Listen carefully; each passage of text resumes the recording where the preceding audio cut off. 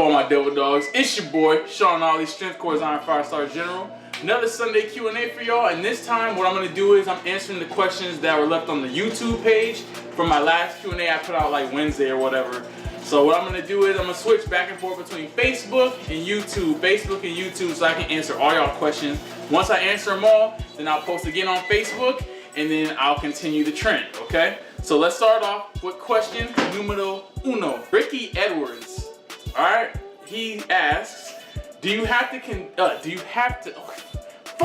all right, I'm not editing this. Do you have to discontinue using creatine when you are cutting? No, you don't, okay? Creatine is not something that you discontinue. As a matter of fact, I actually like using creatine when I'm cutting. I actually took a few months off of creatine and recently got back on it, and I can tell the difference. My muscles look fuller. I'm pushing a little more weight in the gym, getting a few more reps here or there.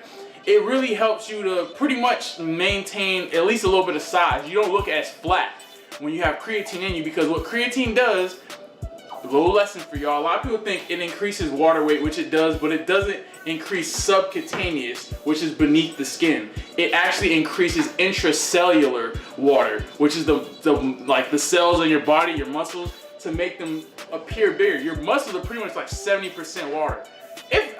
Actually, it's more than that, I think, but whatever. Your muscles are majority water, just like your body's majority water. So you might put on a few pounds because water weight is very heavy. It doesn't take a lot of water for you to, experience a drastic change in weight, but with the creatine saturation, you're gonna get that increased ATP production, which means you're gonna get a little more reps, maybe lift a little more weight. So when you're cutting, I would just say, if you're taking your 5 grams a day to maintain, just keep that up, and it keeps it stable and makes your cut a little easier, because if you hop on creatine like I did recently, it throws your weight off, and if you're doing your weigh-ins or whatever, and you're trying to lose a certain amount of weight, it's really gonna throw you off. But you do not have to discontinue using creatine just because you're cutting. Next question comes from Kyle Feston. He asks, how do you strengthen your lower back? He doesn't deadlift, thanks. Well, hey man, I don't deadlift either, okay? Not really, only every now and then. If you don't deadlift, whenever you squat, I'm guessing you squat because you didn't say you didn't squat, that's gonna strengthen your lower back as well. But if you want direct work, I really like rack pulls. Rack pulls are probably one of the best lower back builders that you can do.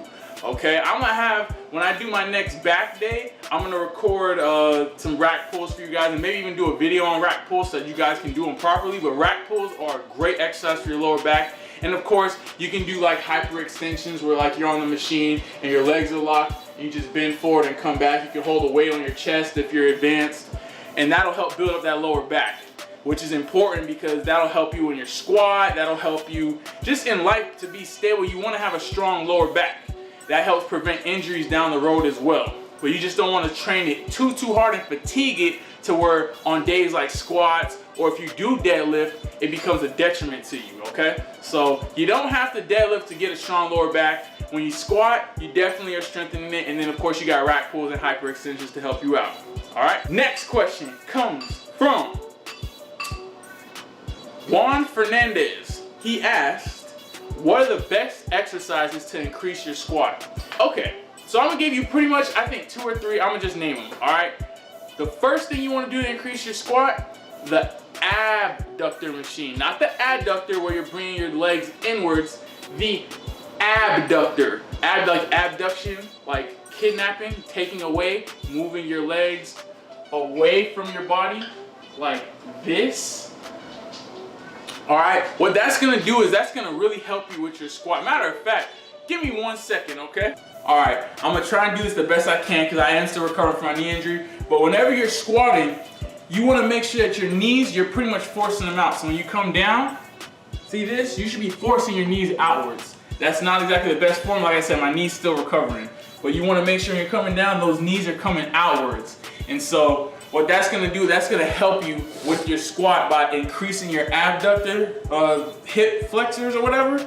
That's gonna help you with your squat, help you maintain a stronger base. And the stronger your base on any exercise, the more weight you're gonna be able to do. The second thing you can do to increase your squats is to increase your traps. So do things like shrugs, any type of high rows, because when you have, decent sized traps, then what that is gonna do is allow you to rest the bar if you're back squatting. If you're front squatting, not so important, but if you're back squatting like most people do, it's gonna give you a nice secure place to put the bar, okay?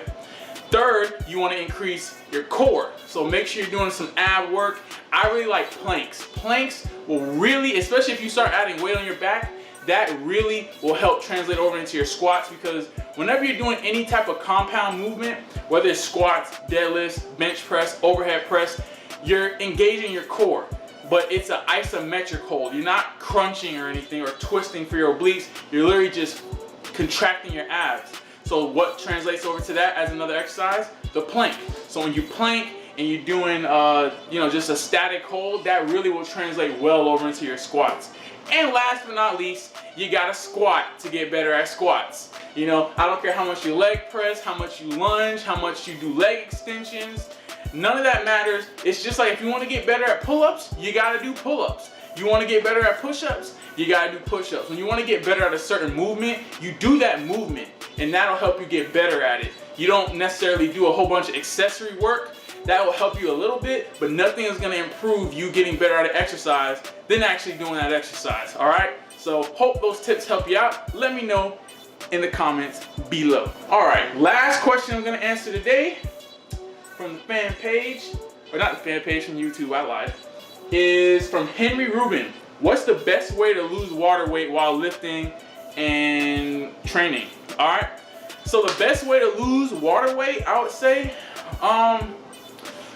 is to drink a lot of water. Honestly, people think that the more water you drink, it's gonna increase your water weight. It's actually the exact opposite. The more water you drink, your body says, okay, we got enough water, we're getting enough water, we don't have to hold all this extra water, so it lets you release water out.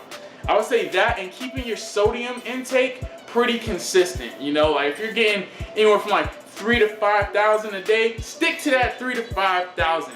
You know, that's kind of a big range, but I'm just saying, if you're getting about 3,000, 4,000, stick to around there. Because if you're doing like 3,000, 3,500, 4,000, 3,300, you'll be around the same water retention. Now, if you go and you have a cheat meal, for example, and you have like 10,000 milligrams of sodium, then yeah, the next day you're gonna be heavy as hell because your body's gonna hold on to a lot of extra water because of the sodium intake, all right? But if you maintain a pretty consistent diet, and you drink pretty much, about a gallon of water a day or more, then you'll be fine. You'll flush out all the extra water that you need. You don't really have to worry about anything like certain diuretics or taking any water pills. Truth be told, you don't need to do any of that shit, and it can get kind of dangerous. So to make sure that you're not holding on to any extra water, just keep your sodium pretty consistent while also drinking a good amount of water, all right? Those are the questions I'm answering today. Thank y'all for posting on the last video. I'm gonna start doing these every Sunday because I know there's a lot of questions out there and I don't always get to make videos for every single question. So I'm gonna try and answer it. And if it's a really good question, I'll go ahead and make a video out of it as well as answer the question in the Q&A. Don't forget the orders, subscribe and share, like and comment. Till next time on my Devil Dogs, dismissed. Dreams and drug schemes of mad cream could be a sad scene when you go to that extreme. Triple beam dreams and drug schemes of mad cream could be a sad scene when you go to that extreme.